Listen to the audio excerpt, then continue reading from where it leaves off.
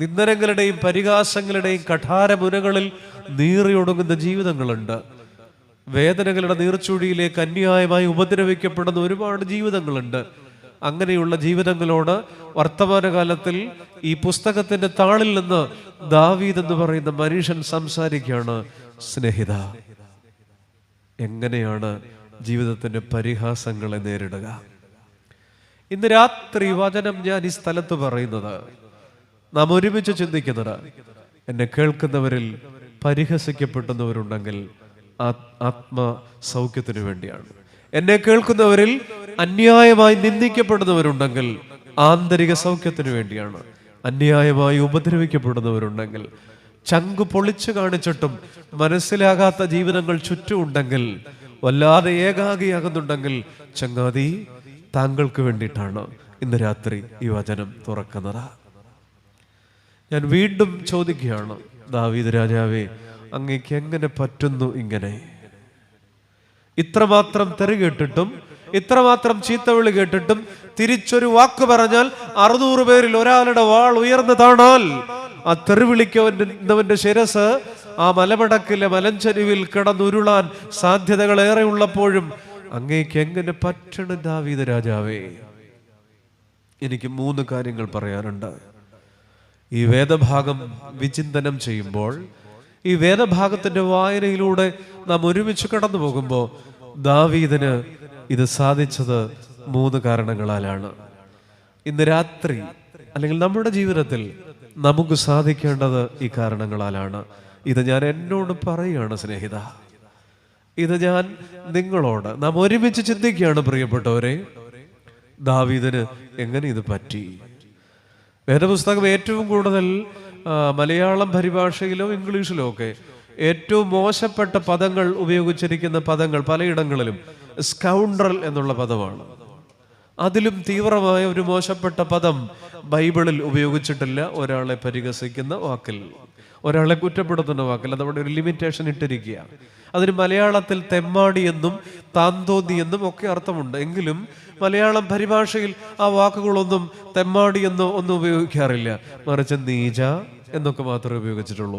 ഇവിടെയും അങ്ങനെ തന്നെയാണ്. ഇത്രമാത്രം മോശപ്പെട്ട പദങ്ങൾ കേട്ടിട്ടും എങ്ങനെ പറ്റുന്നു ദാവീദേ? ഞാൻ അതിശയിക്കുന്നു. ഇന്ന് രാത്രി ഈ കൺവെൻഷൻ കഴിഞ്ഞു പോകുമ്പോൾ കറ്റാനം കവലയിൽ വെച്ച് ആവശ്യമില്ലാതെ 2 തെറി നമ്മളെ വിളിച്ച നമ്മൾ എന്നാ ചെയ്യും? ഇവിടെ ഇരുന്ന് തലേ തുണിയൊക്കെ ഇട്ട് മോക്ഷയാത്രയാണിത് ഞാൻ നടപ്പത് പാടിയ ആത്മാവായിരിക്കത്തില്ല. അപ്പോ നാളെ രാവിലെ അയലോക്കക്കാരും അതിൽ ഇറങ്ങി വന്ന് 2 വിളി വിളിച്ചാൽ നാം എങ്ങനെ ഇരിക്കും? കറ്റാരംപള്ളിയുടെ പെരുന്നാളിന് കൊടി ഉയർന്നല്ലോ എന്ന് നാം വിചാരിക്കില്ല. നമ്മുടെ പ്രതികരണം എങ്ങനെയാ? അവിടെയാണ് ഈ വേദഭാഗം നമ്മെ വിസ്മയിപ്പിക്കുന്നത്. ഈ ചെറിയ മനുഷ്യൻ നമ്മെ വല്ലാതെ അതിശയിപ്പിക്കുന്നത്. 3 കാരണങ്ങളുണ്ട് കേട്ടാ. 1, ദാവീദ് രാജാവിന് ജീവിതത്തിന്റെ വിപരീത അനുഭവങ്ങളോട് പ്രതികരിക്കാൻ ഇങ്ങനെ സാധിച്ചത് ഒന്നാമത് ഇങ്ങനെയാണ്: പരിഹാസങ്ങളെ ആന്തരിക സൗഖ്യം കൊണ്ട് നേരിട്ടു. Faced insults through inner healing. ഒരിക്കൽ കൂടെ വിളിച്ചു പറയട്ടെ, പരിഹാസങ്ങളെ ആന്തരിക സൗഖ്യം കൊണ്ട് നേരിട്ടു. Faced insults through inner healing. ആന്തരിക സൗഖ്യം വളരെ കാര്യമായി മെഡിറ്റേറ്റ് ചെയ്യേണ്ട ഒരു പദം തന്നെയല്ലേ? എന്താണ് Christianity? Christianity is not measured by actions but reactions. Christianity is not measured by actions but reactions. എന്താണ് ആക്ഷനും റിയാക്ഷനും തമ്മിലുള്ള വ്യത്യാസം? ഈ ചെയ്യുന്നതൊക്കെ ആക്ഷനാണ്, കർമ്മങ്ങളാണ്, പ്രവർത്തനങ്ങളാണ്. ഈ പ്രസംഗം ഉൾപ്പെടെ നാം ഈ പെരുന്നാളിൽ ചെയ്യുന്നതൊക്കെ, നമ്മുടെ നിത്യജീവിതത്തിൽ ആത്മീക അനുഭവങ്ങളിൽ ചെയ്യുന്നതൊക്കെ പ്രവർത്തനങ്ങളാണ്, കർമ്മമാണ്, ആക്ഷനാണ്. എന്താണ് റിയാക്ഷൻ? ജീവിതത്തിന്റെ വിപരീതാനുഭവങ്ങളോടുള്ള പ്രതികരണത്തിന്റെ പേരാണ് റിയാക്ഷൻ. ഒരു രോഗം വരുമ്പോ, ഒരു ഭാരം വരുമ്പോ, ഒരു വേദന വരുമ്പോ, ഒരു ക്രിസ്ത്യൻ ബേസിൽ, ഒരു ക്രിസ്ത്യൻ ആറ്റിറ്റ്യൂഡിൽ നാം എങ്ങനെ റിയാക്ട് ചെയ്യും? അതുകൊണ്ടാണ് പറയുക, christianity is not measured by actions but പറയൂ റിയാക്ഷൻസ്. ദാവീദ് മിഴിവോടെ നിൽക്കുന്നത് ആക്ഷന്റെ പേരിലല്ല, റിയാക്ഷന്റെ പേരിലാണ്. അങ്ങനെയാണ് അദ്ദേഹം ചിറകില്ലാത്ത മാലാഖയായി മാറുന്നത്. അയാൾ അങ്ങനെ ചെയ്തോട്ടെ. ദൈവം അയാളോട് പറഞ്ഞിട്ടുണ്ടാവും എന്നെ ചീത്ത വിളിക്കാൻ. പറ്റുമോ? ഒരാൾ തെറി വിളിക്കുമ്പോ വിളിച്ചോടാ മോനെ, ദൈവം നിന്നോട് പറഞ്ഞു കാണും കേട്ടാ, പറയോ? ഇല്ല. ശൗലിനെ പ്രതികാരത്തിന് ഒത്തു കിട്ടിയിട്ടൊന്നും ദാവീദ് വിട്ടുപോയില്ല. ഇങ്ങനെ യാക്കോബ് യോഹന്നാനും കത്തിച്ചു കളമാരെ. ആ യാക്കോബ് യേശുവിന്റെ പുനരുദ്ധാനത്തിന് സാക്ഷിയായപ്പോ, യേശുവിന്റെ കൂടെ ജീവിച്ചു കഴിഞ്ഞപ്പോ, പിൽക്കാലത്ത് തന്നെ ലേഖനം എഴുതുമ്പോൾ എന്താ എഴുതുക? നാവ്, അപരാധങ്ങൾ, ചെയ്തു പോയ തെറ്റുകളെ ഓർത്തിട്ടാകാം അദ്ദേഹം നാവിൻ്റെ വീഴ്ചകളെ കുറിച്ച് ആവർത്തിച്ച് പറയുന്നുണ്ട്. യോഹന്നാനോ അവസാന കാലത്ത് തന്റെ പുസ്തകം എഴുതുമ്പോൾ സ്നേഹം എന്നല്ലാതൊരു വാക്ക് പറയാനില്ല. 1, 2, 3 ലേഖനങ്ങളിൽ യോഹന്നാൻ. ഈ ആറ്റിറ്റ്യൂഡിന്റെ മാറ്റം കണ്ടോ? പകയുടെ തീക്കനലുകൾ ഞരമ്പുകളിൽ തീ കൂട്ടി നടന്നിയവരുടെ മാറ്റം കണ്ടോ? ദാവീദ് ജീവിത വേദനകളിൽ ജീവിതത്തോടുള്ള റിയാക്ഷൻ. പ്രിയപ്പെട്ടവരെ, ജീവിതത്തിൽ ആന്തരിക സൗഖ്യം എന്നൊരു പദം നാം വല്ലാതെ ധ്യാനിക്കണം. അങ്ങനെ ഒരു കുറവ് നമുക്കുണ്ട് കേട്ടോ. നമ്മൾ ഈ പുറത്തെ സൗഖ്യത്തിന് വേണ്ടിയാ ഓടുന്നത് മുഴുവൻ. ഈ പുറത്തെ സൗഖ്യത്തിന് വേണ്ടിയാ നമ്മൾ ഓടുന്നത് മുഴുവൻ. എന്നാൽ ആന്തരിക സൗഖ്യം, നമ്മുടെ പ്രശ്നം എന്താണെന്നറിയാമോ? ഗലീല തടാകത്തിൽ സഞ്ചരിക്കുന്ന ആ പടകിന്റെ പ്രശ്നമാണ് നമ്മുടെ പ്രശ്നം. അതെന്തെന്നറിയോ? ഗലീല തടാകത്തിൽ ഒരു പടക് നീങ്ങുന്നുണ്ട്, അതിനകത്ത് 12 ശിഷ്യന്മാരുണ്ട്, അതിനകത്ത് പൊന്നുതമ്പുരാൻ ഉണ്ട്, എല്ലാം ഉണ്ട്. ആവശ്യത്തിന് അപ്പമുണ്ട്, വെള്ളമുണ്ട്, ഇറച്ചിയുണ്ട്, എല്ലാം വെള്ളത്തിലുണ്ട്. പക്ഷെ ആ പടക് ഇളകുന്നുണ്ട്, കാറ്റടിക്കുന്നുണ്ട്, കടൽ ക്ഷോഭിക്കുന്നുണ്ട്. എന്തുകൊണ്ട്? അതൊരു ചോദ്യമാണ്. അവർ വിളിച്ചു കൂവുന്നുണ്ട് ശിഷ്യന്മാർ, എന്തുകൊണ്ടെന്നൊരു ചോദ്യമുണ്ട്. എന്താ ഉത്തരം? ഒറ്റ ഉത്തരേ ഉള്ളൂ, സ്ലീപ്പിംഗ് ക്രൈസ്റ്റ്. യേശു അമരത്ത് തലയണ വെച്ച് ഉറങ്ങുമായിരുന്നു. പ്രിയപ്പെട്ടവരെ, നമ്മുടെ ജീവിതം എന്ന് പറയുന്നത് ഗലീലയിലെ പടക് പോലെയാണ്. 12 അപ്പോസ്തലന്മാരോ ലോകത്തുള്ള വിശുദ്ധന്മാരുടെ എല്ലാം ചിത്രവും ലുത്തിനിയായി നമ്മുടെ കയ്യിലുണ്ട്. കർത്താവുണ്ട്. എല്ലാ പള്ളിയിലും പോകും, മണർകാട്ടും വേളാങ്കണ്ണിയിലും പരുമലയും എല്ലായിടം പോവും. എല്ലാം നമ്മുടെ കയ്യിലുണ്ട്. ക്രിസ്ത്യൻ എന്നുള്ള പേരിൽ കറ്റാനം പള്ളിയുടെ രജിസ്റ്ററിൽ പേരുണ്ട്, എല്ലാം ഉണ്ട്. നമുക്ക് കൊമ്പത്തെ വീട്ടുപേരും നമുക്കുണ്ട്, കുടുംബ പാരമ്പര്യമുണ്ട്, എല്ലാം ഉണ്ട്, എല്ലാം ഉണ്ട്. എന്നിട്ടും എന്തേ ചങ്ങാതി നമ്മുടെ പടകിളകുന്നു? ഒറ്റ കാരണേ ഉള്ളൂ, sleeping Christ is our inner crisis. ഉറങ്ങണ ക്രിസ്തുവാ നമ്മുടെ പ്രതിസന്ധി, അല്ലേ? ആ പടക് ഇങ്ങനെ ഒലയാൻ കാരണം അതാണ്. At the same time, sleeping Christ is our inner possibility. അതേ സമയം തന്നെ ആ കർത്താവ് ഉണർന്നാൽ, അതുകൊണ്ട് ഈ പെരുന്നാള് നമ്മൾ നടക്കുക. എത്ര രസമായി, മനോഹരമായി ഈ പള്ളിയും പരിസരവും ഇലിമിനേറ്റ് ചെയ്തിരിക്കുന്നു. ശോഭയോടെ നിൽക്കുന്ന ഈ ചാരുതയാർന്ന ദേവാലയത്തിന്റെ അങ്കണം, കറ്റാനത്തിന്റെ പ്രദേശം മുഴുവൻ ഇതാ ശോഭയണിഞ്ഞു നിൽക്കുന്നു ഈ പെരുന്നാളിൽ. എത്ര സുന്ദരം, എത്ര ശുഭ്രം, തേജോമയം. കണ്ണിന് സുഖാണ്, നല്ല സുഖാണ്, അല്ലേ?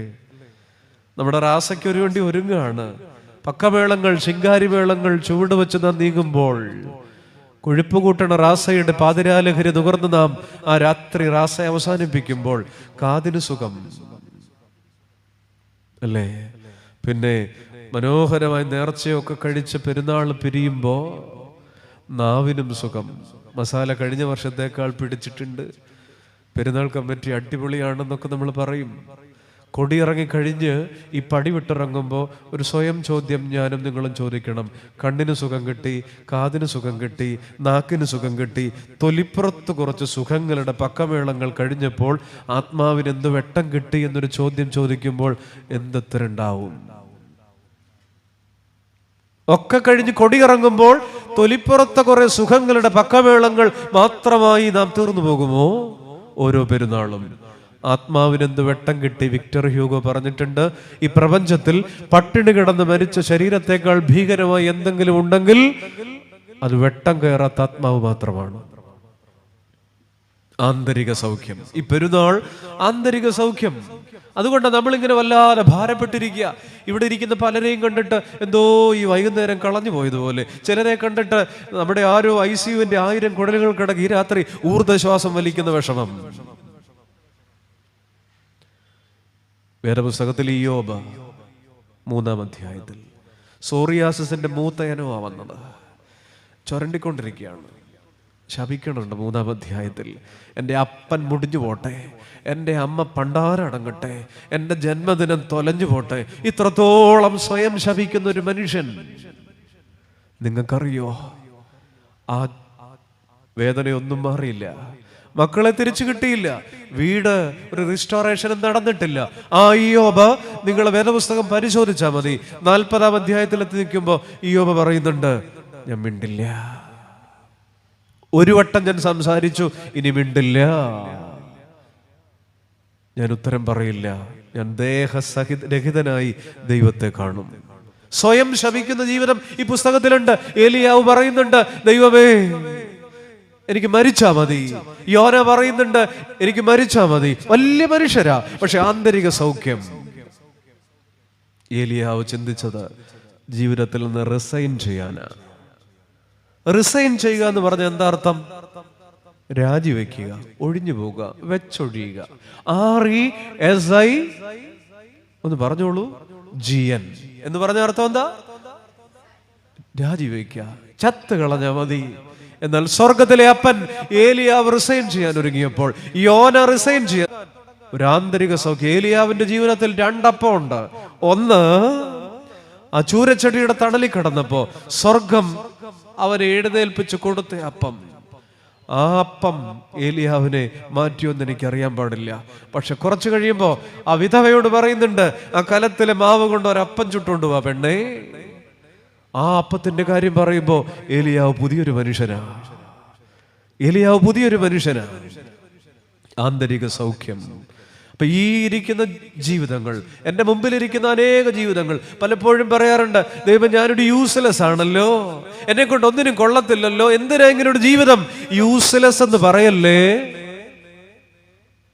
യൂസ്ഡ്ലെസ് ആണ് നാം. എന്താണ് യൂസ്ഡ്ലെസ് എന്ന് പറഞ്ഞാൽ?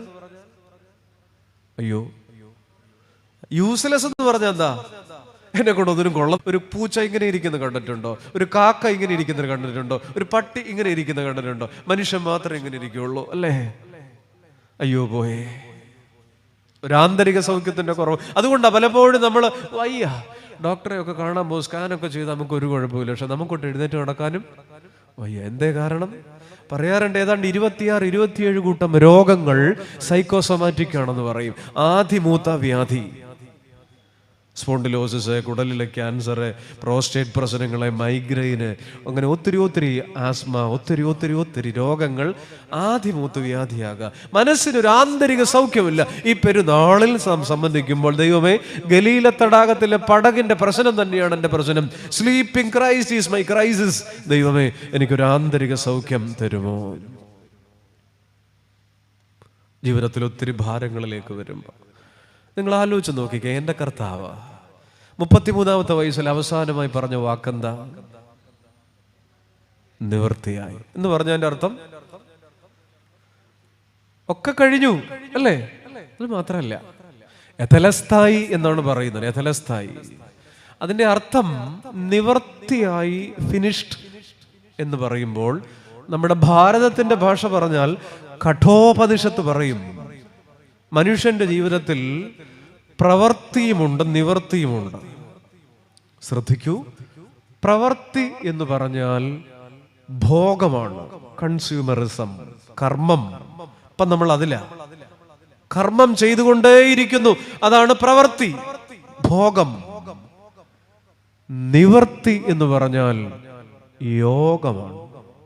പ്രവൃത്തി അവസാനിപ്പിക്കുന്നതിന്റെ പേരാണ് നിവൃത്തി, യോഗം.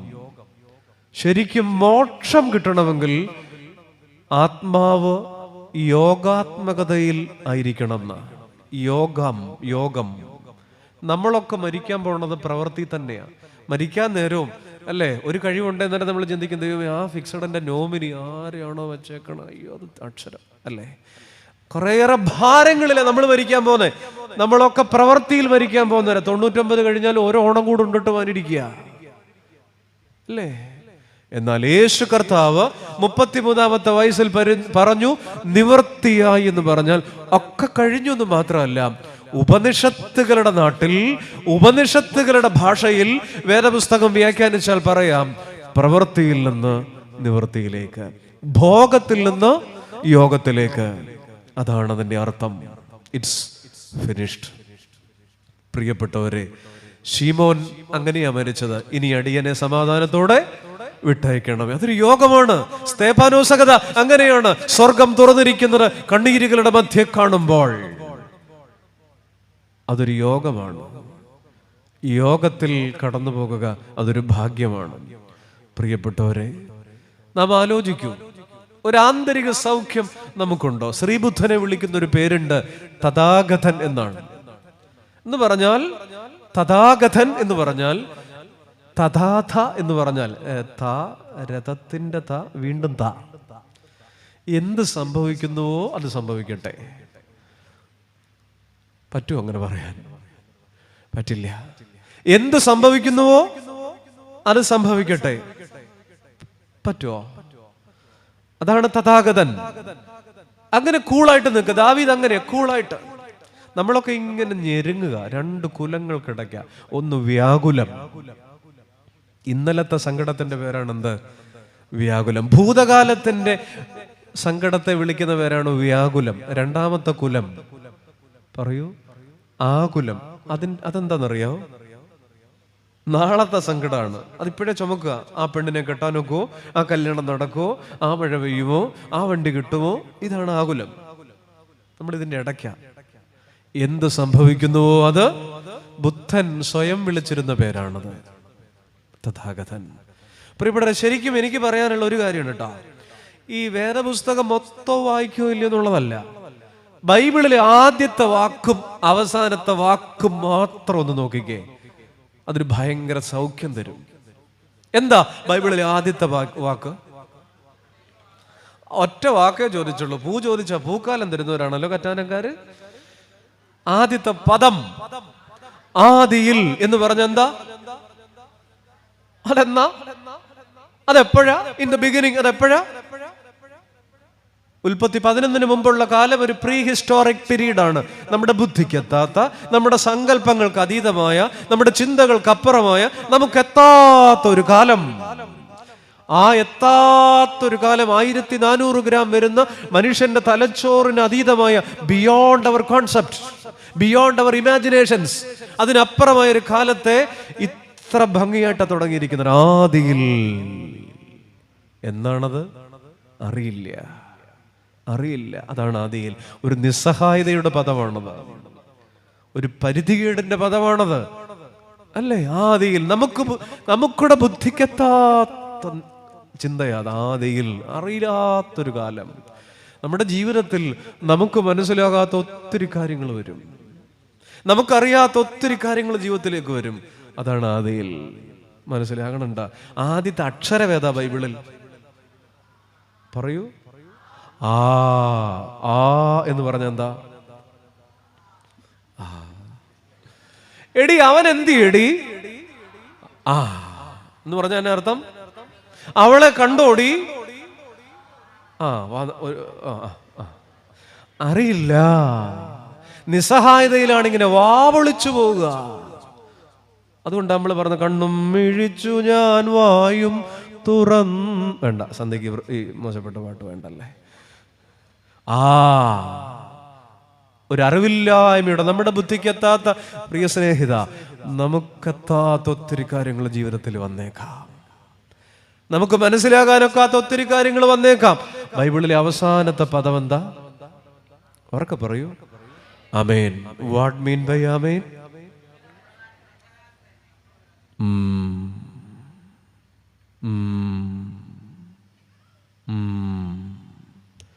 ആമേൻ എന്ന് പറഞ്ഞാൽ ഏറ്റവും ചെറിയ ഭാഷയിൽ പറയേണ്ടത് അങ്ങനെ. എന്താ? പറയൂ, ഒന്ന് മൂളിക്കോളൂ. അതൊരു അല്ലാത്ത മൂളല. ചോറും മതിയോ അച്ചായ? ഈ പുള്ളി അകത്ത് അധികം സംസാരിക്കല്ലോ, വേലിക്ക് പുറത്താണല്ലോ കൂടുതൽ സംസാരിക്കുന്നത്, വീട്ടിനകത്ത് സംസാരം കുറവാ. മതിയോ? തൃപ്തിയുടെ പദമാണ് പൂർണ്ണത. വാ തുറന്നിരുന്നു, പൂർത്തിയിരുന്നു. അതുകൊണ്ടാണ് ഈ ഭാരതത്തിലെ ദൈവം എന്താന്ന് ചോദിച്ചാൽ ആദി മധ്യാന്തങ്ങൾ ഓം എന്ന് പറയും. ഞാൻ ആൽഫയും അത് തന്നെ ഓം എന്ന് പറയും. ആദി മധ്യാന്തങ്ങൾ. അത് ഭാരതീയ വിചാരധാരയിലൂടെ പോണം, സമയമില്ല അതിന്. ബൈബിളിലെ അവസാനത്തെ പദമത, ആദ്യത്തെ പദമത ആമേൻ. അങ്ങനെ തന്നെ ബുദ്ധിക്കെത്താത്ത, നമുക്ക് മനസ്സിലാകാത്ത, നമ്മുടെ ചിന്തകൾക്ക് അതീതമായ, എനിക്ക് അറിയാൻ പാടില്ല ദൈവമേ, എനിക്ക് മനസ്സിലാകുന്നില്ല ദൈവമേ എന്നുള്ള കാര്യങ്ങളൊക്കെ വരുമ്പോ കർത്താവേ ആമേൻ. ചരിത്രത്തിലെ ഏറ്റവും മനോഹരമായ ആമേൻ പറഞ്ഞതാരാ? അമ്മ മറിയമാ. നസറത്തിലെ ചെറിയ വീട്ടിൽ ഒരു മണവാട്ടിയുടെ കിനാവുകൾക്ക് നേരെ ദൈവം തീ കോരിയിടുമ്പോ ആമേൻ ആമേൻ. അപ്പോൾ വേദപുസ്തകത്തിലെ ആദ്യത്തെയും അവസാനത്തെയും പദങ്ങൾ മാത്രം ധ്യാനിച്ചാൽ ഒരു ആന്തരിക സൗഖ്യമുണ്ട്. ദൈവമേ, എൻ്റെ ജീവിതത്തെ നീ അറിയുന്നതിനാൽ എനിക്ക് മനസ്സിലാകാത്തതിനോടൊക്കെ പറയൂ. ഈ പന്തൽ മുഴുവൻ ചേർന്നൊരു ആമേൻ പറയൂ. പള്ളിക്കകത്ത് മാത്രം പറയാനുള്ള ഒന്നല്ല ആമേൻ. ജീവിതത്തോട് പുലർത്താനുള്ള ഒരു നിലപാടിന്റെ പേരാണ്. ഒന്നുകൂടെ പറയോ? കൊള്ളാം. ആമേൻ. സഹോദരങ്ങളെ, ജീവിതത്തിന്റെ ഇങ്ങനെയുള്ള ചില നിമിഷങ്ങൾ ആന്തരിക സൗഖ്യത്തിന്റെ വാക്കാണ് ആമേൻ. അതിൽ ഉത്തിനിയായിക്ക് മറുപടിയായിട്ട് മാത്രം പറയാനുള്ള ഒന്നല്ലെന്ന് നാം ഇനിയും ചിന്തിക്കുക. ആന്തരിക സൗഖ്യം കൊണ്ട് പരിഹാസങ്ങളെ നേരിട്ടൊരു മനുഷ്യൻ എത്തലസ്ഥായി. ഞാനൊരു കഥ പറയാം. പണ്ട് രണ്ട് ചങ്ങാതിമാർ ഒരു യാത്ര പോയി. ശ്രദ്ധിക്കൂ. രണ്ട് ചങ്ങാതിമാരുടെ യാത്ര പോയി. വഴിയിൽ വെച്ച് ഒരാൾ മറ്റൊരാളെ തല്ലുകൊണ്ടയാൾ അവിടെ വീണുപോയി. അയാൾ അവിടെ ഇരുന്ന് ആ മണ്ണിൽ വിരൽ കൊണ്ട് എഴുതിയിട്ടു, ഇവിടെ വെച്ച് എൻ്റെ ചങ്ങാതി എന്നെ തല്ലി. കേൾക്കുന്നുണ്ടോ? എന്നിട്ട് അവർ വീണ്ടും യാത്ര പോയി. അവരുടെ സൗഹൃദം മുറിഞ്ഞിരുന്നു. എന്നാലൊരു പുഴ കടക്കുമ്പോൾ, വെള്ളാരം കല്ലുകളുള്ള ഒരു പുഴ കടക്കുമ്പോൾ, മുമ്പേ വീണയാളുണ്ടല്ലോ, തല്ലുകൊണ്ടയാൾ, അയാൾ ആ പുഴയിൽ ഇടറി വീഴാൻ തുടങ്ങി. അപ്പോൾ മുമ്പേ തല്ലിയാളുണ്ടല്ലോ, പെട്ടെന്ന് ഇയാളെ താങ്ങിപ്പിടിച്ചു. വൈരം മറന്നിട്ട്, ശത്രുത മറന്നിട്ട് താങ്ങിപ്പിടിച്ചു. ഒരു ചെറിയ പുഞ്ചിരി ഉണ്ടായി. ആ കരിമ്പാറക്കെട്ടിൽ അയാൾ ഇങ്ങനെ ഇരുന്നു. അയാളുടെ തോളിൽ നിന്ന് ഭാണ്ഡമെടുത്ത പാറയിൽ വെച്ചിട്ട് അതിൽ നിന്നൊരു കൂർത്ത കമ്പിക്കഷണം എടുത്ത് ആ പാറയിൽ ഇങ്ങനെ എഴുതിയിട്ടു, ഇവിടെ വെച്ച് എൻ്റെ ചങ്ങാതി എന്നെ താങ്ങിപ്പിടിച്ചു. കഥ ഇവിടെ ഇത്രയേ ഉള്ളൂ. ഈ കഥ എന്ത് മനസ്സിലായി? ഈ കഥ എന്ത് മനസ്സിലായി? ഒന്നും മനസ്സിലായില്ല. സങ്കടങ്ങൾ മണ്ണിലെഴുതാം, ആത്മദുഃഖങ്ങളെ മണ്ണിലെഴുതാം, അനുഗ്രഹങ്ങൾ കല്ലിലെഴുതാം, മാഞ്ഞിടാതെ കല്ലിലെഴുതാം, മൗന ദുഃഖങ്ങളെ മണ്ണിൽ മാത്രം എഴുതാം. അനുഗ്രഹങ്ങളോ? ചെറിയ ഒരു കരമെങ്കിലും നീട്ടിയ മനുഷ്യരില്ലേ? അനുഗ്രഹങ്ങൾ കല്ലിലെഴുതാം, മാഞ്ഞിടാതെ കല്ലിലെഴുതാം. ഇനി ഞാൻ ഈ സദസ്സിനോട് ചോദിക്കട്ടെ, മണ്ണിൽ എഴുതിയാലുള്ള പ്രത്യേകത എന്താ? അതെ, എന്ത് പറ്റും? മുറിവുകൾ മാരകമാണെങ്കിലും അതിൻ നോവുകൾ മണ്ണിലെ എഴുതാവൂ നീ, അല്ലേ? മുറിവുകൾ എത്ര വലുതാണെങ്കിലും മനസ്സിലിങ്ങനെ പുണ്ണാക്കി വെക്കല്ലേ. ദാവീദ് പറയാ, സങ്കടങ്ങൾ വൻതിരയായി വന്നു ചേരിലും സർവശക്തിയും തകർന്ന് വീണുപോകിലും മണ്ണെഴുത്തുമാഞ്ഞു പോകും. ഓ പിന്നെ നീ അതോർക്കുകയില്ല. എന്താ? സങ്കടങ്ങള് മണ്ണിലിടുതാണ്. ദൈവത്തിൻ്റെ ആത്മാവിൻ്റെ കാറ്റു വീശിയാൽ, ദൈവത്തിൻ്റെ ആത്മാവിൻ്റെ ശ്വാസമൂതിയാൽ മണ്ണെഴുത്തുമാഞ്ഞു പോകും. ഓ പിന്നെ നീ അതോർക്കുകയില്ല. മനസ്സിലാവുന്നില്ലേ? പറ്റുന്നില്ലല്ലോ നമുക്ക്. സങ്കടങ്ങൾ അനുഗ്രഹമേറ്റവും ചെറുതാകിലും അതിൻ ഓർമ്മകൾ കല്ലിലെ എഴുതാവോ നീ. അതുകൊണ്ടുള്ള ഗുണം എന്താ? മാഞ്ഞു പോകത്തില്ലല്ലേ. സങ്കടങ്ങൾ വൻതിരയായി വന്നു ചേരിലും സർവശക്തിയും തകർന്ന് വീണുപോകിലും കല്ലെഴുത്തു സാക്ഷ്യമേകിടും. ഓ ആത്മസാക്ഷ്യമായി മാറിടും. അതുകൊണ്ട് ഈ വരികളൊന്നും മൂളിക്ക്. ജീവിതത്തിൽ 2023 ഈ പന്തലിൻ കീഴിരിക്കുമ്പോൾ, ഒരു പെരുന്നാളിന് വന്നിരിക്കുമ്പോൾ ഓർത്ത് നോക്കിക്കേ.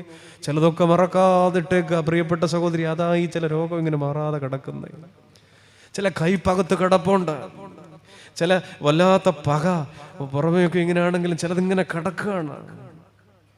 അതുകൊണ്ടായിരിക്കുമോ സങ്കടങ്ങൾ മണ്ണിലെഴുതാം. എൻ്റെ കൂടെ ഒന്ന് മൂളിക്കുന്നേ. സങ്കടങ്ങൾ മണ്ണിലെഴുതാം, മൗന ദുഃഖങ്ങളെ മണ്ണിലെഴുതാം. കൊള്ളാം. അനുഗ്രഹങ്ങൾ കല്ലിലെഴുതാം, മാഞ്ഞിടാതെ കല്ലിലെഴുതാം. ആന്തരിക സൗഖ്യമുള്ളവർക്ക് ഇങ്ങനെ ചിരിക്കാൻ പറ്റുള്ളൂ അല്ലേ? പണ്ടൊരു മനുഷ്യനുണ്ട്, ഫിലിപ്പ് ഡോഡ്ബ്രിഡ്ജ് എന്ന പേര്. 18ാം നൂറ്റാണ്ടിൽ ഇംഗ്ലണ്ടിൽ ജീവിച്ചിരുന്ന ഭക്ത കവിയാ. 47 വയസ്സിൽ അദ്ദേഹം മരിച്ചു.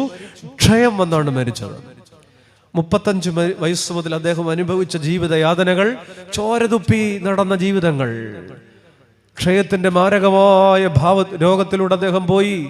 അപ്പോഴും ക്രിസ്തു ഭക്തനായിട്ട് അദ്ദേഹം ജീവിച്ചു. മരുന്നില്ലാത്തൊരു കാലാണ്. തൻ്റെ കിടക്കയിൽ ചോര തുപ്പിയ നാളുകളിൽ, മരണത്തോട് മല്ലടിച്ച നാളുകളിൽ അദ്ദേഹം ഇംഗ്ലീഷിൽ എഴുതി വെച്ച ഒരു മനോഹരമായ പാട്ടുണ്ട്.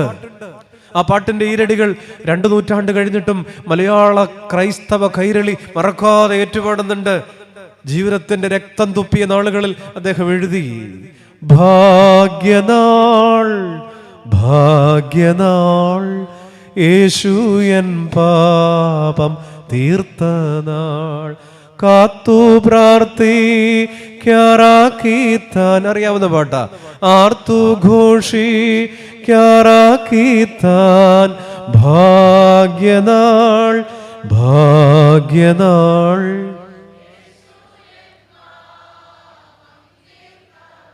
ജീവിതത്തിന്റെ വേദനകളുടെ മധ്യേ ദൈവം എനിക്ക് ഭാഗ്യനാൾ എന്ന് പറയണ. എൻ്റെ രക്ഷകാ, എൻ ദൈവമേ, നിന്നീലായ നാൾ ഭാഗ്യ. പാടാൻ സമയമില്ല. ആന്തരിക സൗഖ്യം എല്ലാം മറന്നു ചിരിക്കുന്ന ചില മനുഷ്യരുണ്ട്. പ്രിയപ്പെട്ടവരെ, ഇത് പരിഹാസങ്ങളുടെ ലോകമാണ്, ഇത് നുണകളുടെ ലോകമാണ്. നുണ സത്യത്തെക്കാൾ എളുപ്പം വിറ്റുപോകുന്ന വ്യാപാര ചന്തയാണ് സൈബർ ലോകം. നുണകളുടെ വ്യാപാര ചന്തയാണ് സൈബർ ലോകം. അങ്ങനെ അതിൻ്റെ ഫലമായി ഉരുകുന്ന ജീവിതങ്ങൾ സഭയ്ക്ക് നേരെ, പിതാക്കന്മാർക്ക് നേരെ, ഇത്തിരി നിലയും വിലയുമുള്ള ആർക്ക് നേരെയും എന്തും പറയാകുന്ന പരിഹാസങ്ങളുടെ പുത്തൻ ലോകത്തിൽ. നിങ്ങൾക്കറിയാമോ, പുറത്തൊക്കെ ഗൾഫിലൊക്കെ ഉള്ളവർ ഇവിടൊക്കെ ലീവിനൊക്കെ വന്നിരിപ്പുണ്ട്. ഒരു ആക്സിഡന്റിന്റെ ഫോട്ടോ പോലും എടുത്ത് പോസ്റ്റ് ചെയ്യാനോട് അനുവാദമില്ല. ഇവിടെ ആർക്കും ആരെയും എന്തും പറയാം. ഇപ്പം തന്നെ നമ്മുടെ പലർക്കും സീരിയൽ കാണുന്നതിനേക്കാൾ, ന്യൂസ് അവർ കാണുന്നതിനേക്കാൾ, നമ്മുടെ പലർക്കും രാത്രി പൊളിമിക്സ് പോലുള്ള, വക്രദൃഷ്ടി പോലുള്ള പരിഹാസ പരിപാടികൾ കാണാനാണ് താല്പര്യം. അന്യനെ കളിയാക്കുന്നത് ആസ്വദിക്കാൻ മലയാളം അവസാനിപ്പിക്കുക. ആന്തരിക സൗഖ്യം. ഇന്ന് രാത്രി ഇവിടെ ദൈവത്തോട് പ്രാർത്ഥിക്കാം. ദൈവമേ, ഞാൻ ഒത്തിരി ഒറ്റപ്പെടുന്നുണ്ട്, എനിക്കൊത്തിരി വേദന വരുന്നുണ്ട്, ആർക്കും മനസ്സിലാകുന്നില്ല. കർത്താവേ, എനിക്കൊരു നിങ്ങൾ വീട്ടിൽ പോയിട്ട് ആ വേദവാക്യം നമ്മൾ എടുത്തു വച്ചേക്കണ ഭാഗം നോക്കിയാൽ മതി. ഈ ശിമയി ഇങ്ങനെ തെറി വിളിക്കുമ്പോൾ ദാവീദ് പറയുന്നുണ്ട്, അവനെ ഒന്നും പറയണ്ട, ദാവീദിനെ ചീത്ത വിളിക്ക എന്ന് ദൈവം അവനോട് പറഞ്ഞിട്ടുണ്ടാവും. എന്നെ കളിയാ പ്രിയപ്പെട്ടവര്. പറ്റുമോ നമുക്കൊന്ന്? ഞാൻ ആലോചിക്കാറുണ്ട്, നമുക്ക് പറ്റുമോ? ഒക്കത്തില്ല. നല്ല നാല് നമ്മളോട് പറയുമ്പോൾ എന്നെ വിളിക്കാൻ ദൈവം പറഞ്ഞിട്ടുണ്ടാവും. എനിക്കതല്ല പറയാനുള്ളത്. നമ്മളൊരു നന്മ വന്നാൽ പറയും, ദൈവത്തിൻ്റെ ഇഷ്ടമാണ് കേട്ടോ, കൊച്ചിന് എൻട്രൻസ് കിട്ടി, റാങ്കും ഉണ്ട്, നല്ല റാങ്ക് ഉണ്ട്, ദൈവത്തിൻ്റെ ഒരു ഇഷ്ടമേ. നന്മ വരുമ്പോഴൊക്കെ നമ്മൾ പറയും ഇത് ദൈവത്തിൻ്റെ പദ്ധതിയാ. പക്ഷേ ഈ പോകുന്ന വഴിക്ക് ഒരു കല്ലെ തട്ടി വീണ ദൈവത്തിൻ്റെ ഇഷ്ടമായിരുന്നു പറയുമോ? ഇല്ല.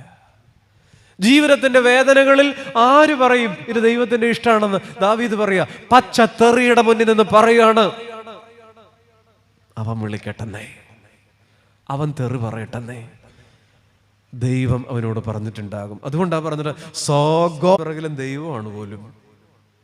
നിങ്ങൾ എന്നെ വിറ്റതല്ല, ദൈവം നിങ്ങൾക്ക് മുമ്പേ എന്നെ അയച്ചതാണ്. ജീവിതത്തിന്റെ വീഴ്ചകളുടെ പിമ്പിൽ, ജീവിതത്തിന്റെ വേദനകളുടെ പിമ്പിൽ ദൈവമാണ്. പണ്ട് മഹാകവി രവീന്ദ്രനാഥ ടാഗോർ ഗീതാഞ്ജലിയൊക്കെ എഴുതിയ കാലത്ത് വേദനകൾ ഇങ്ങനെ അടിക്കടി വന്നൊരു മനുഷ്യന്, ഭാര്യ മൃണാളിനി ദേവി മരിച്ചു, സഹോദരങ്ങള്, അങ്ങനെ കുറേ മരണങ്ങൾ അടിക്കടി വന്ന കാലത്താണ് അദ്ദേഹം ഇത് മനോഹരമായി കാവ്യം എഴുതുന്നത്. ടാഗോർ എഴുതി, ദൈവമേ എത്ര വിചിത്രമാം രൂപത്തിൽ നിന്നിച്ഛയൻ ജീവിതത്തിൽ അലയടിപ്പൂ. കേൾക്കുന്നില്ലേ? ദൈവമേ എത്ര വിചിത്രമാം രൂപത്തിൽ നിന്നിച്ഛയൻ ജീവിതത്തിൽ അലയടിപ്പൂ. ശരിയാ, ദൈവത്തിന്റെ ഇഷ്ടം, ദൈവത്തിന്റെ ഇഷ്ടം. ദാവീദ് അത് പറയും. നിങ്ങൾക്കറിയോ, ഈ ദാവീദിന്റെ വീട്ടിലേക്ക് പണ്ട് രാജാവിനെ തേടി ശമൂവേൽ പ്രവാചകൻ വന്നൊരു ചരിത്രം നിങ്ങളുടെ ഓർമ്മയിലേക്കൊന്ന് കൊണ്ടുവന്നേ. ഇശായിയുടെ വീട്ടിലേക്ക് ഒരു ദിവസം രാവിലെ ഒരു 10-11 മണിയായപ്പോ പ്രവാചകൻ വന്നിട്ട് കോളിംഗ് ബെൽ അടിച്ചില്ലേ? ഇശായി വീട് തുറന്നില്ലേ? പ്രവാചകനെ കയറ്റിയിരുത്തി കട്ടൻ കാപ്പി കൊടുത്ത് സൽക്കരിച്ചില്ലേ? വന്ന ഉദ്ദേശം പറഞ്ഞു, ദൈവം ഇങ്ങനെ ഒരു കാര്യം പറഞ്ഞിട്ടുണ്ട്, ഇസ്രായേൽ ശൗലിനെ തള്ളിയിരിക്കുക, ദൈവം പുതിയൊരു രാജാവിനെ വേണം, ഈ വീട്ടിൽ നിറണ്ണ വേണമെന്നാണ് അറിയിപ്പ് കിട്ടിയിരിക്കുന്നത്. പിള്ളേരെന്ത് ചോദിച്ചു. അപ്പോൾ ഇശായി വിളിച്ചു, മൂത്തവനെ വിളിച്ചു. മൂത്തവൻ ദേ വരുന്നു, നല്ല 6 പാക്ക് മസിലൊക്കെ ഉള്ള നല്ലൊരു ചെറുപ്പക്കാരൻ ദേ വരുന്നു. അവൻ വന്നിങ്ങനെ മുന്നിൽ നിന്നു. അവനല്ല. പ്രവാചകൻ പറഞ്ഞു, ഇതല്ല, പോട്ടെ. നമ്പർ 2 വരുന്നു. അവൻ നല്ല ഉയരമുള്ള നല്ലൊരു കട്ട ഒരു ചെറുപ്പക്കാരൻ, കൊള്ളാം, കണ്ടാൽ ആരും നോക്കും. അവൻ വന്നു. ഇവനല്ല, പോട്ടെ. നമ്പർ 3 വന്നു. അവൻ വന്നു. അവനെ കണ്ടാൽ നല്ല രസം, നല്ല ഫ്രീക്കൻ, താടിയൊക്കെ ഉണ്ട്, അടിപൊളിയാണ് കാണാൻ, സിനിമാ നടനെ പോലുണ്ട്. മൂന്നാമത്തവൻ വന്നു. അവനെ നോക്കി പ്രവാചകൻ പറഞ്ഞു, ഇവനല്ല, നമ്പർ 4 വരട്ടെ. നിങ്ങൾ കാണുന്നുണ്ടോ? നാലാമത്തവനും വന്നു. അവനും കൊള്ളാം, കണ്ടാൽ ആരും ഒന്ന് നോക്കിപ്പോവും. അവനെയും നോക്കിയിട്ട് പ്രവാചകൻ പറഞ്ഞു, ഇവനല്ല, അടുത്തത് ഉണ്ടോന്ന് ചോദിച്ചു. നമ്പർ 5 വരട്ടെ. അഞ്ചാമത്തവനും ആ സ്വീകരണ മുറിയിലേക്ക് കയറി വന്നു. അവനെ കണ്ടാൽ ആരും ഒന്ന് നോക്കിപ്പോകും. എത്രയോ പെമ്പിള്ളേരെന്ന് കണ്ണു വെച്ചൊരു ചെറുപ്പക്കാരനാണെന്നറിയാമോ? അവനെ കണ്ടപ്പോഴും പ്രവാചകൻ പറഞ്ഞു, ഇവനല്ല, അടുത്തത് വരട്ടെ. കൊള്ളാം, ഒരു വണ്ടിക്കുള്ള ആൾ ആ വീട്ടിലുണ്ടായിരുന്നു. ആറാമത്തവൻ വന്നു. അവനെ കണ്ടാലും കൊള്ളാം, അവനല്ല. അപ്പൊ അടുത്തത് വന്നു, നമ്പർ 7. ഏഴാമത്തവൻ വന്നു. ഈശായിയോടാ കളി. ഏഴാമത്തവൻ വന്നു. അവനെ കണ്ടു. അവനെ കണ്ടാലും കൊള്ളാം, അവനുമല്ല. പ്രവാചകൻ ചോദിച്ചു, ഇനി ഇല്ലയോ എന്ന് ചോദിച്ചു. നമ്മളാണെങ്കിൽ ഓടിച്ചിട്ട് തല്ലിയാനെ. 7 എണ്ണത്തിനെ കൊണ്ടു നിർത്തി, ഇനി ഇല്ലയോന്ന്. അപ്പം പറഞ്ഞു, ഒരു പേട്ടി ഇറക്കാൻ ഇവിടെ കാണണം. അവൻ ആടിന് വെള്ളം കൊടുക്കാനോ തീറ്റ കൊടുക്കാനോ കൊണ്ട് പോയിരിക്കുക. വിളിക്കണോ? വിളിക്കണം. അവനെ വിളിപ്പിച്ചു. വള്ളി നിൽക്കിട്ടൊരു കൊച്ചി ഇറക്കാൻ ദേ വരുന്നു.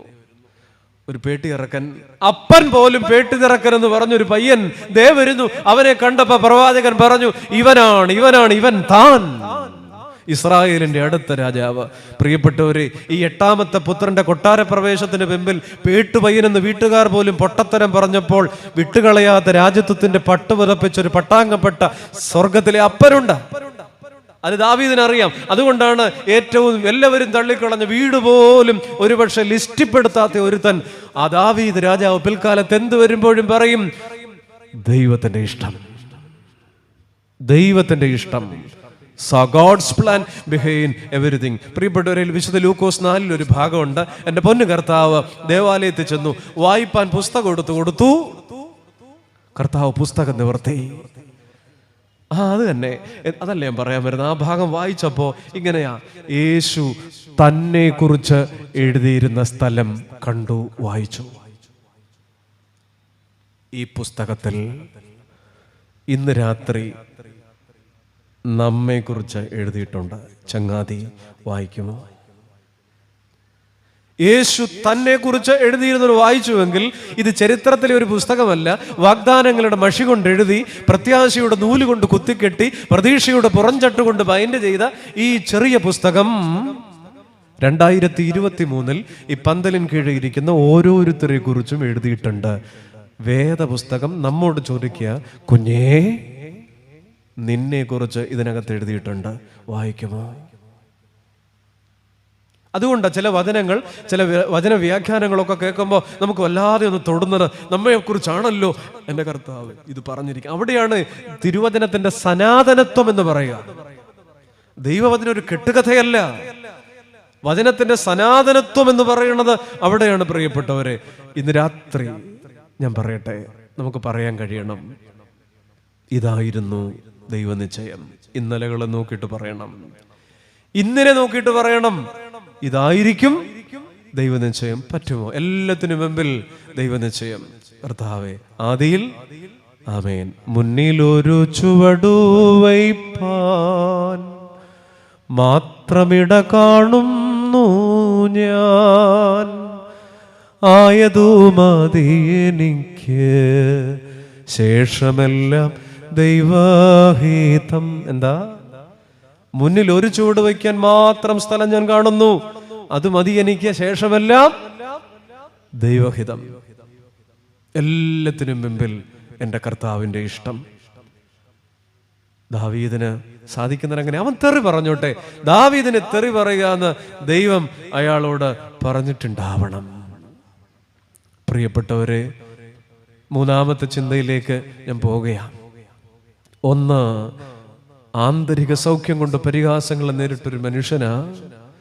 രണ്ട്, എന്ത് സംഭവിച്ചാലും അതിൻ്റെ മുമ്പിൽ ഇത് ദൈവത്തിൻ്റെ ഇഷ്ടം, ഇത് ദൈവത്തിൻ്റെ ഇഷ്ടം, ഇത് ദൈവത്തിൻ്റെ ഇഷ്ടം എന്നെടുത്തു പറയുമായിരുന്നു.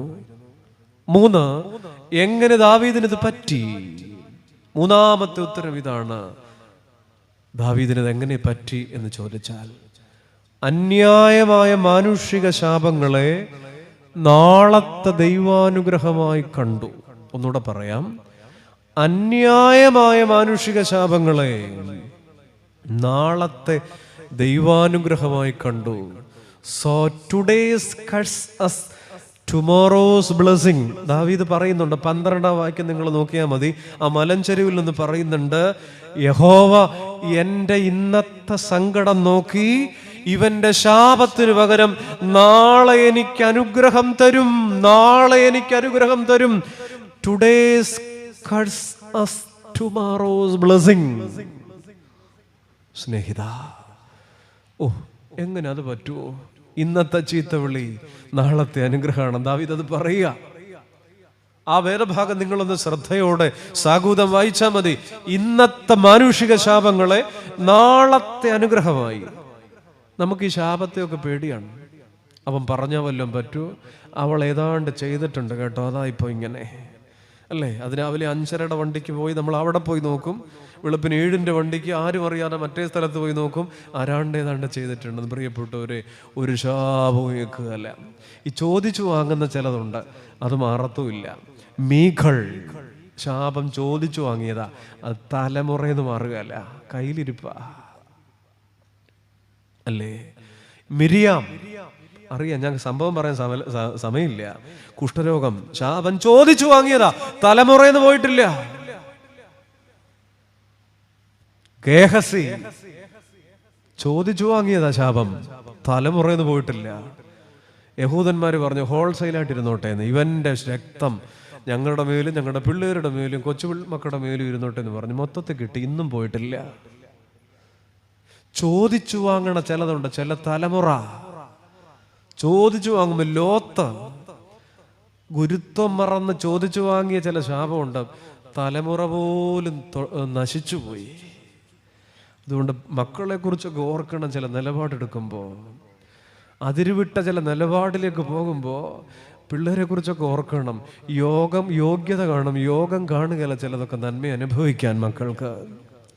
എന്നാൽ ചിലതുണ്ടല്ലോ, അന്യായമായതൊന്നും നിന്റെ ജീവിതത്തിൽ നിന്റെ രോമത്തെ പോലും തൊടുകയില്ലെന്ന വേദപുസ്തകം പറയുക.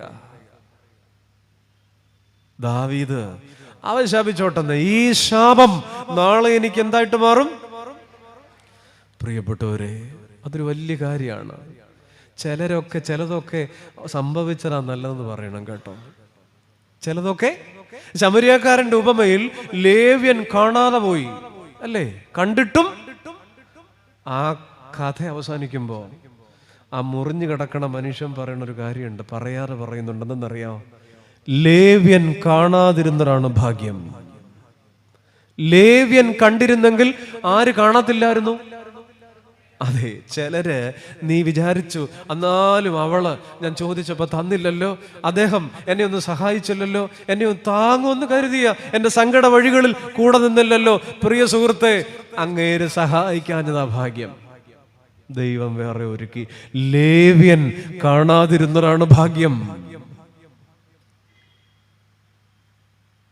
അന്യായമായി ഉപദ്രവിക്കപ്പെടുകയും സങ്കടപ്പെടുകയും ഒക്കെ ചെയ്യുന്ന നേരത്ത് ഒരു തൂവാല കൊണ്ട് കണ്ണുനീർ തുടച്ചിട്ട് ഇതും കൂടി കണക്കിലെടുത്ത് ദൈവം എനിക്ക് അനുഗ്രഹം തരുമെന്ന് സ്വയം ഒന്ന് പറഞ്ഞേ.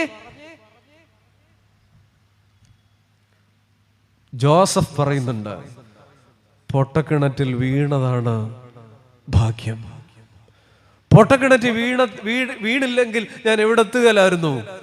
അതെ, ചില പൊട്ടക്കിണറാ നല്ലത്. എസ്തേർ പറയുന്നുണ്ട്, ഞാൻ അനാഥയായി പോയതാ ഭാഗ്യം. ഞാൻ അനാഥയായിരുന്നില്ലെങ്കിൽ ഒരിക്കലും പേർഷ്യയിലെ കൊട്ടാരത്തിൽ എത്തത്തില്ലായിരുന്നു. അതെ, ആട്ടിടയന്മാർ വെളിയിൽ പാർത്തിരുന്നു, പുതയ്ക്കാനൊരു ചാക്കു പോലും ഇല്ലായിരുന്നു. എന്നാൽ കാലിത്തൊഴുത്തിൽ കുഞ്ഞിനെ കണ്ടിട്ട് ഇറങ്ങി വന്നപ്പോൾ ആട്ടിടയന്മാർ പരസ്പരം പറയുന്നത് കേട്ടോ, നമ്മൾ വെളിയിൽ കടന്നതാ ഭാഗ്യം, അകത്ത് കടന്നവനൊന്നും ഭാഗ്യം കിട്ടിയിട്ടില്ല. ലാസർ മരിച്ചിട്ട് 4 ദിവസമായില്ലേ? മരിച്ച ദിവസം വൈകുന്നേരം അടക്കമൊക്കെ കഴിഞ്ഞ് പെങ്ങന്മാർ രണ്ടും കൂടെ പറഞ്ഞു, മാർത്തയും മറിയാം കൂടെ, ഫ്രണ്ടാണത്രേ ഫ്രണ്ട്. ആര്? നസറത്തിലെ തച്ചൻ. ഒന്ന് കേറിയില്ലല്ലോ. എവിടെ നിന്നെല്ലാം ആള് വന്നു. വെച്ചു ചെറിയുന്ന മാവിയും ചെങ്ങന്നൂരെ മാവനും വന്നു, എന്നിട്ട് ഇവിടെ അടുത്തുണ്ടായിട്ടൊന്നും വന്നില്ലല്ലോ. പിറ്റേന്ന് രാവിലെയും സാമ്പാറിന് അരിഞ്ഞുകൊണ്ടിരിക്കുമ്പോൾ മാർത്ത പറഞ്ഞു, എന്നാലും പുള്ളി ഒന്നും വന്നില്ലല്ലോ. മരിച്ചിട്ട് ഒരു ദിവസം കഴിഞ്ഞില്ലേ? എത്ര സ്നേഹമായിരുന്നു. അന്ന് വൈകുന്നേരവും അവർ സംസാരിച്ചു. 2-ാം ദിവസം ഉച്ചയ്ക്കും അവർ ചോറുണ്ടിട്ട് കൈ കഴിയപ്പോൾ മാർത്തയും മറിയോട് പറഞ്ഞു, എന്നാലും എൻ്റെ മറിയപ്പെണ്ണെ പുള്ളി ഒന്നും കയറിയില്ലല്ലോ. ഇത്രയേ ഉള്ളൂ മനുഷ്യൻ്റെ കാര്യം. അങ്ങനെ കഴിഞ്ഞ് 3-ാം ദിവസവും വൈകുന്നേരവും കല്ലറയെ തിരികെ എത്തിച്ചിട്ട് വന്നപ്പോൾ മറിയ പറഞ്ഞു, ഇങ്ങനൊന്നുമല്ല, നമ്മൾ എന്തോരം ചോറ് വെച്ച് കൊടുത്തറാ, നമ്മൾ എന്തോരം ചായ ഇട്ട് കൊടുത്തറാ. പുള്ളിയും 12 എണ്ണവും കൂടെ മിക്കവാറും വരുമായിരുന്നു. എന്നോ അടുക്കള നമ്മൾ കഷ്ടപ്പെട്ടതാ, ഒന്ന് കയറിയില്ലല്ലോ. 4-ാം ദിവസം രാവിലെ നിങ്ങൾ പറഞ്ഞുകൊണ്ടിരിക്കുമ്പോഴുണ്ട്, ദാ വരുന്നു. ആര്? യേശു കർത്താവ് ആ വീട്ടിൽ വന്ന് കയറി വന്നപ്പോഴേ മറിയപ്പെണ്ണ് മുഖം ചുളിച്ചുകൊണ്ട് പറഞ്ഞു, നീ ഇവിടെ ഉണ്ടായിരുന്നെങ്കിൽ എൻ്റെ പൊന്നാങ്ങളെ മരിക്കാലായിരുന്നു കേട്ടാ. ആ പറച്ചിലിനകത്ത് കഴിഞ്ഞ 3 ദിവസത്തെ മുഴുവൻ പരിഭവം വെച്ചിട്ടുണ്ട്.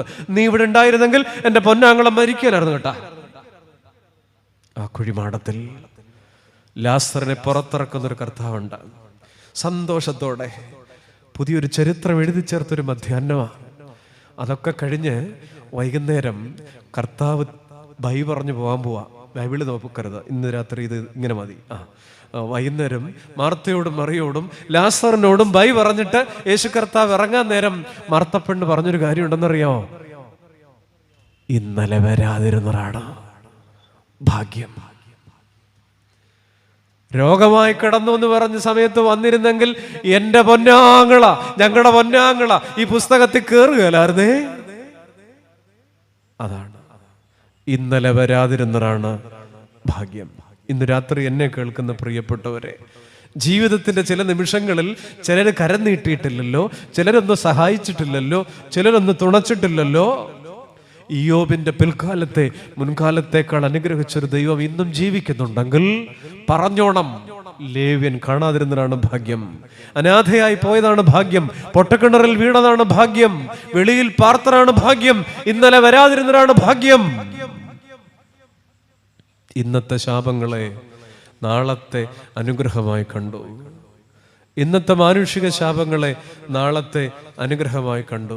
പ്രിയപ്പെട്ടവരെ, ഒരു കാര്യം ഞാൻ പറയുകയാണേ, നിങ്ങൾ തുറന്നു വച്ചിരിക്കുന്ന വേദപുസ്തകം 2 പേജ് മറിച്ച് ഒരു ഭയങ്കര സംഭവം കാണാം.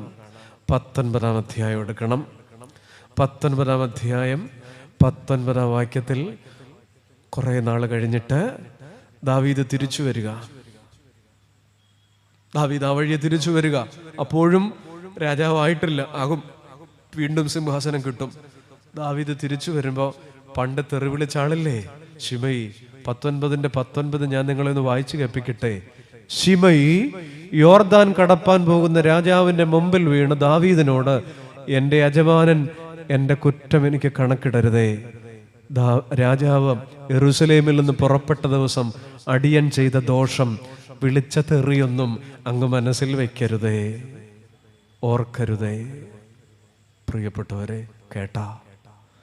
കേട്ടോ, ഒരു കാര്യം ഞാൻ പറയട്ടെ.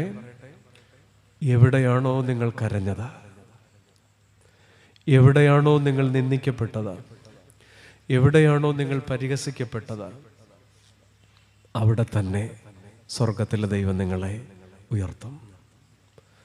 ഏത് മലഞ്ചെരുവിലാണോ ഈ മനുഷ്യൻ ഇത്രയും ശാപവാക്കുകൾ കേട്ടത്, അതേ വഴിയിൽ പിന്നീട്. അതുകൊണ്ടാണ് ഇന്ന് രാത്രി ഞാൻ പറയുന്നത്, ഇത് നമ്മളോടായി വചനം പറയുന്നത്. എവിടെയാണോ നിങ്ങൾ പരിഹസിക്കപ്പെട്ടത്, എവിടെയാണോ നമ്മൾ നിന്ദിക്കപ്പെട്ടത്, എവിടെയാണോ നമ്മൾ ഉപദ്രവിക്കപ്പെട്ടത്, അവിടെ തന്നെ സ്വർഗത്തിലെ ദൈവം നമ്മെ ഉയർത്തും. വിതയ്ക്കാനൊരു കാലമുണ്ടെങ്കിൽ, ഉറക്കെ പറയൂ, വിലപിക്കാനൊരു കാലമുണ്ടെങ്കിൽ സന്തോഷിക്കാനൊരു കാലമുണ്ട്. സത്യമായും നിന്നെ സ്നേഹിക്കുന്ന ഒരു ദൈവമുണ്ട്. സത്യമായും നിന്നെ സ്നേഹിക്കുന്ന ഒരു ദൈവം ഉണ്ട്. ഇന്ന് രാത്രി ദാവീദ് പറയുക, പരിഹസിക്കപ്പെടുന്ന മുഴുവൻ ജീവിതങ്ങൾക്കുമായി, നിന്ദിക്കപ്പെടുന്ന മുഴുവൻ ജീവിതങ്ങൾക്കുമായി, ഉപദ്രവിക്കപ്പെടുന്ന മുഴുവൻ ജീവിതങ്ങൾക്കുമായി ഒരു ആന്തരിക സൗഖ്യം വേണം തമ്പുരാനെ. ഈ പെരുന്നാളേറെ പ്രഭയോടെ ഞാൻ പങ്കെടുക്കുന്നുണ്ട്. എൻ്റെ ചങ്കിനകത്തൊരു കൃപ ഇറങ്ങി വരണം. എൻ്റെ ചങ്കിനകത്തൊരു ആത്മസൗഖ്യം വേണം. 2, എല്ലാം ദൈവേഷ്ടമെന്ന് ആദിയിൽ എന്ന ഏത് ഭാവത്തോടും, അല്ലേ? വേദപുസ്തകത്തിലെ ആദ്യത്തെ പേജ് നമ്മൾ വായിക്കുമ്പോൾ 6 തവണ ആവർത്തിക്കുന്നൊരു വാക്കുണ്ട്. എന്ത്? നല്ലത്. Let there be the light. വെളിച്ചം ഉണ്ടാകട്ടെ. നല്ലത്. എല്ലാത്തിനും ഇങ്ങനെ ബ്ലസ് ചെയ്തു പോവുക. നമ്മളിങ്ങനെ സ്വയം സ്ട്രോക്ക് കൊടുക്കുന്നവരാ. കായൻ പറഞ്ഞു, എല്ലാ പറുദീസയും കായൻ ഉണ്ടായിരുന്നു. പക്ഷെ കായൻ പറഞ്ഞു, I shall be a fugitive and wanderer. ഞാൻ ഭൂമിയിൽ ഉഴന്നലയുന്നവനാകും. സ്വയം നമ്മുടെ ജീവിതത്തിലും ഉണ്ട്. എല്ലാം ഉണ്ടെങ്കിലും, എന്നൊക്കെ ഉണ്ടെങ്കിലും സ്വയം നെഗറ്റീവായി ചില മനുഷ്യർ ആസിഡ് മഴയുടെ കൂട്ടാ. അവരുടെ അടുത്തൂടെ പോയാൽ പോലും ദ്രവിച്ചു പോകും. ക്രോണിക് കംപ്ലൈനേഴ്സാ, എല്ലാത്തിനും കുറ്റം പറയും. ബൈബിളിലെ ആദ്യത്തെ പേജ് എടുത്ത് ഇങ്ങനെ കൈയൊക്കെ ഇങ്ങനെ കെട്ടിയിട്ട് ചുമ്മാ കണ്ണടച്ചിട്ട് പറയണം, നല്ലത്. സ്വയം ഇങ്ങനെ ബ്ലസ് ചെയ്യാൻ പറ്റുമോ? എന്നോടും നിങ്ങളോടും സ്വർഗം ചോദിക്കുന്നൊരു ചോദ്യമാണ്.